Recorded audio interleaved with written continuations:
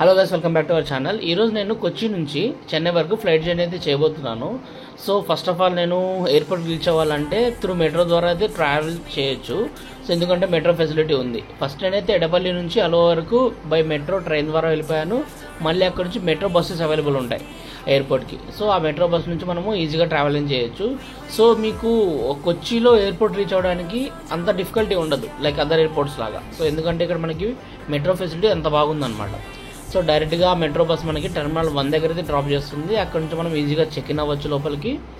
And check in అయిన వెంటనే మనం దేనికోసం వెతుకుతాం? ఫుడ్ లేకపోతే కష్టం కదా. సో నైట్ అయితే అయిపోయింది. సో డైరెక్ట్గా మీ దగ్గర క్రెడిట్ కార్డ్స్ ఉంటే అండ్ ఆ క్రెడిట్ కార్డ్స్కి ఎయిర్పోర్ట్ లాంచ్ యాక్సెస్ ఉంటే డైరెక్ట్గా మీరు సెకండ్ ఫ్లోర్కి వెళ్ళిపోయి అక్కడ లాంచ్ యాక్సెస్ అయితే ఎంజాయ్ చేయొచ్చు. నేనైతే ఇప్పుడు అక్కడికే వెళ్తున్నాను. నా కార్డ్కి అయితే 2 ఎయిర్పోర్ట్ లాంచెస్ ఫ్రీ ఉన్నాయి. సో ఒకటైతే అవైల్ చేసుకుంటున్నాను ఈరోజు. సో ఇదైతే ఫస్ట్ టైం నేను కొచ్చి ఎయిర్పోర్ట్లో అయితే వెళ్ళడము, ఎయిర్పోర్ట్ లాంచ్ యాక్సెస్కి. ఇక్కడైతే చాలా ప్లెజెంట్గా ఉంది, లైక్ కేరళ స్టైల్లో అట్మాస్ఫియర్ అనేది బాగుంది.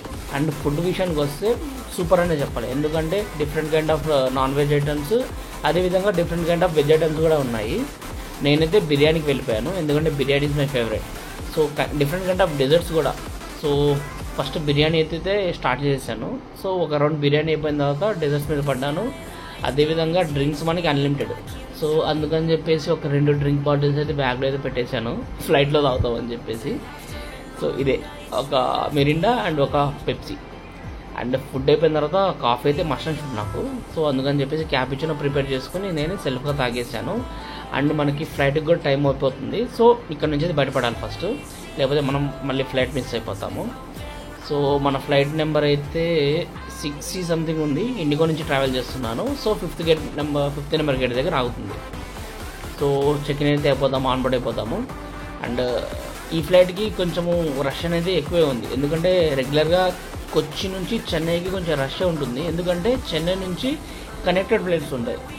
సో నా సీట్ అయితే నేను విండో పక్కనే తీసుకున్నాను, ఎందుకంటే వ్యూ బాగుంటుంది, నైట్ వ్యూ అని చెప్పేసి. చూడండి, ఇదంతా కూడా కొచ్చి సిటీ చాలా బాగుంది.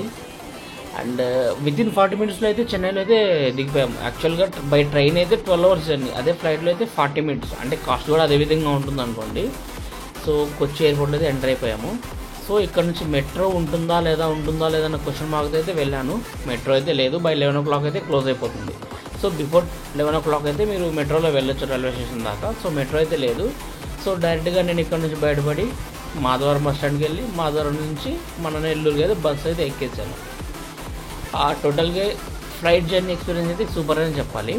టైం అనేది చాలా తక్కువ, ఎందుకంటే కొచ్చి నుంచి చెన్నై రావడానికి ఎక్కువ టైం పడుతుంది.